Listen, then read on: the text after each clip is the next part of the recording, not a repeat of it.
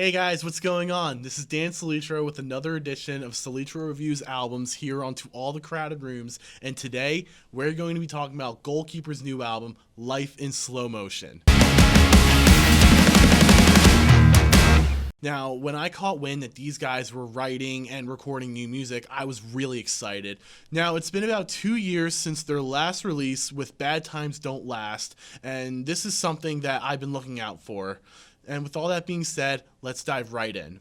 For those who may be unaware, Goalkeeper is a three-piece pop-punk band from the Philadelphia, Pennsylvania area who've been making waves throughout the scene since 2017. Within the last 3 years, they released a handful of singles and a 3-track EP called Gut Feeling. Then in 2018, they released Bad Times Don't Last.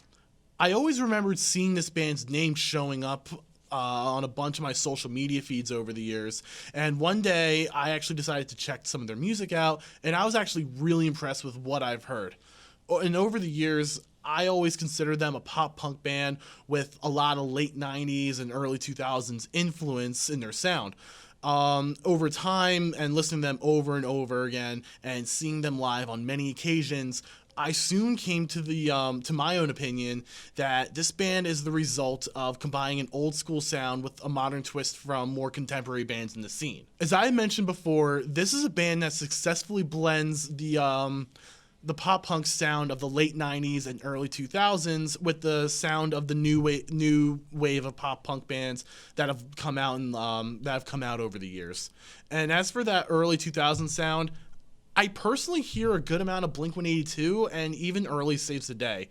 And with them being a three-piece, it's really easy to compare them to Blink, but their vocalist and also bassist, Ryan, reminds me so much of Mark Hoppus that I can't really help but make that comparison. And this is coming from somebody who grew up listening to and loving a lot of Blink's music. Musically, this is a much more hard-hitting release than what I've originally heard from these guys. And when I first listened, I heard a bit of early Saves the Day, actually. Specifically, stuff that was reminiscent of Through Being Cool and the Stay What You Are eras of that band.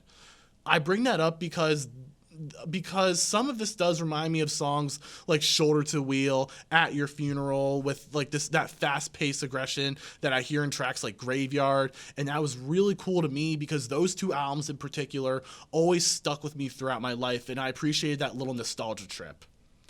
And this doesn't necessarily mean that these guys are stuck in the 2000s. These guys also pull influence from more contemporary artists. Specifically, I hear a good amount of Knucklepuck and even Real Friends. I make those comparisons because even though their vocalist isn't necessarily yelling throughout the EP musically, it packs a punch that made me think of how Knucklepuck's music was. It had that fast-paced, in-your-face vibe, and I can respect them for that.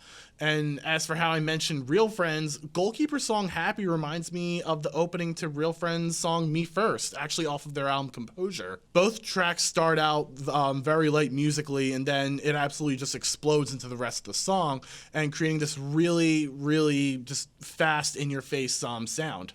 And I believe that works really well for them. I feel like some artists try to blend an older sound with a modern twist, but these guys really pull it off very well, and it actually just works in their favor. So some themes that I was actually able to point out while listening to this were failing relationships, like in the opening song Just Say It. In my opinion, the song seems to be exploring a relationship that is lacking communication between both parties, especially with one party wanting complete honesty and transparency. And I'll be completely honest with you guys, this isn't anything new. Themes like this have always showed up in the genre for years now, but these guys take the themes present and written about them in a very, very mature way. Their song Graveyard stood out to me lyrically because it seems that it's written about an individual who seems to be finding happiness in something else rather than themselves. And I think that's a theme, and that's a theme that resonated with me, especially in my youth, and I actually do respect and appreciate them for how they're able to take themes like failing relationships, lack of communication, and escapism, and they do that to make something that is able to resonate with the audience in a really mature way. Production for this release was helmed by Kevin Mahoney of Hit the Lights and Will Pugh of Cartel. And while mixing and mastering was actually handled by Seb Barlow of Neck Deep.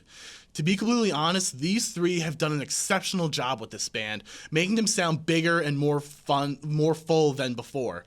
With drums that hit extremely hard, bass that sounds rich and deep, guitar work that's absolutely top-notch, and vocals that absolutely soar at some points.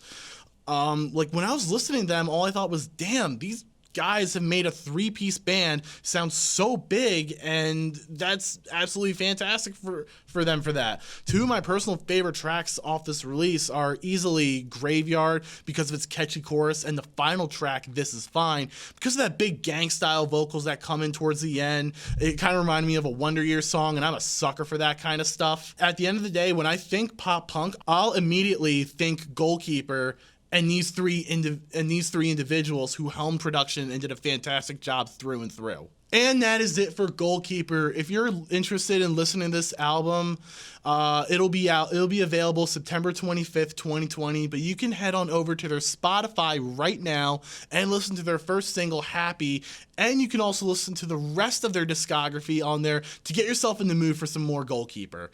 Also, when this record comes out, let me know your thoughts on it in the comments down below, whether you liked it, you hated it, thought it was okay. I would love to hear what you all have to say about it. Also, make sure to like, comment, and subscribe. Like us on Facebook and follow us on Instagram. This is Dan Solitro signing out.